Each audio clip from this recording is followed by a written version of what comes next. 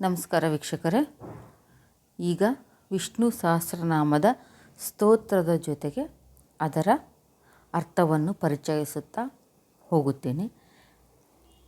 ಯಸ್ಯ ಸ್ಮರಣ ಮಾತ್ರೇಣ ಜನ್ಮ ಸಂಸಾರ ಬಂಧನಾತ್ ವಿಮುಚ್ಯತೆ ನಮಸ್ತಸ್ಮೈ ವಿಷ್ಣವೇ ಪ್ರಭವಿಷ್ಣವೇ. ಯಾರ ಸ್ಮರಣೆ ಮಾತ್ರದಿಂದ ಜೀವಿಗಳು ಈ ಸಂಸಾರ ಬಂಧನದಿಂದ ಬಿಡುಗಡೆ ಹೊಂದಬಹುದೋ ಆ ಸಮರ್ಥನೂ ಸರ್ವವ್ಯಾಪಕನೂ ಆಗಿರುವ ವಿಷ್ಣು ಭಗವಂತನಿಗೆ ನನ್ನ ನಮಸ್ಕಾರಗಳು. ಶ್ರೀ ವೈಶಂಪಾಯನ ಉವಾಚ. ಶ್ರುತ್ವಾ ಧರ್ಮಾನಶೇಷೇಣ ಪಾವನಾನಿ ಚ ಸರ್ವಶಃ ಯುಧಿಷ್ಠಿರಃ ಶಾಂತನವಂ ಪುನರೇವಾಭ್ಯಭಾಷತ. ಶ್ರೀ ವೈಶಂಪಾಯನರು ಹೇಳಿದರು, ಪರಮ ಪವಿತ್ರವಾಗಿರುವ ಸರ್ವಧರ್ಮಗಳನ್ನು ಕೇಳಿ ತಿಳಿದ ಯುಧಿಷ್ಠಿರನು ಪುನಃ ಶಂತನ ಸುತನಾದ ಭೀಷ್ಮನನ್ನು ಪ್ರಶ್ನಿಸತೊಡಗಿದನು. ಯುಧಿಷ್ಠಿರ ಉವಾಚ.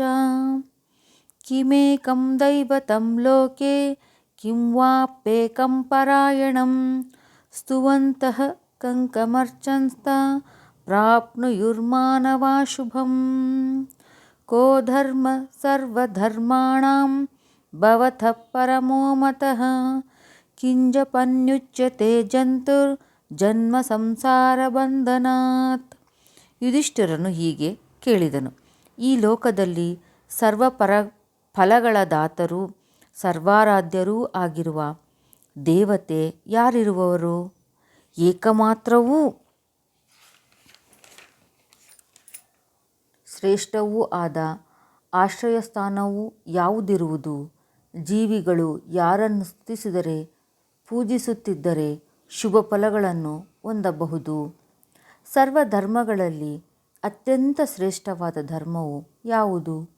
ಜೀವಿಗಳು ಯಾರ ನಾಮ ಜಪ ಮಾಡಿದರೆ ಜನನ ಮರಣ ಸಂಸಾರ ಬಂಧಗಳಿಂದ ಮುಕ್ತರಾಗುವರು? ಭೀಷ್ಮ ಉವಾಚ. ಜಗತ್ಪ್ರಭುಂ ದೇವದೇವಮನಂತಂ ಪುರುಷೋತ್ತಮಂ ಸ್ತುವನ್ನಾಮ ಸಹಸ್ರೇಣ ಪುರುಷ ಸತತೋತ್ಥಿತಃ. ಭೀಷ್ಮಾಚಾರ್ಯರು ಹೇಳಿದರು, ಸಮಸ್ತ ಜಗತ್ತಿಗೆ ಪ್ರಭುವು, ದೇವತೆಗಳಿಗೆ ದೇವನೂ ಅನಂತನೂ ಪುರುಷರಲ್ಲಿ ಉತ್ತಮನೂ ಆಗಿರುವ ಭಗವಂತನನ್ನು ಸಹಸ್ರನಾಮಗಳಿಂದ ಮನುಷ್ಯನು ಪ್ರಾತಃ ಕಾಲದಲ್ಲಿ ಭಕ್ತಿಯಿಂದ ಸ್ತುತಿಸಿದರೆ ಆತನು ಶೀಘ್ರವಾಗಿ ಸರ್ವ ಸಂಕಟಗಳಿಂದ ಪಾರಾಗುವನು. ತಮೇವ ಚಾರ್ಚಯನ್ನಿತ್ಯಂ ಭಕ್ತ್ಯಾ ಪುರುಷಮವ್ಯಯಂ ಧ್ಯಾಯನ್ ಸ್ತುವನ್ನಮಸ್ಯಂಶ್ಚ ಯಜಮಾನಸ್ತಮೇವ ಚ.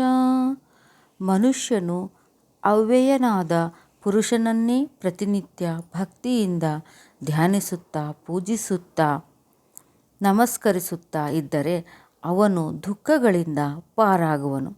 ಅನಾದಿನಿಧನಂ ವಿಷ್ಣುಂ ಸರ್ವಲೋಕಮಹೇಶ್ವರಂ ಲೋಕಾಧ್ಯಕ್ಷಂ ಸ್ತುವನ್ನಿತ್ಯಂ ಸರ್ವದುಃಖಾತಿಗೋ ಭವೇತ್.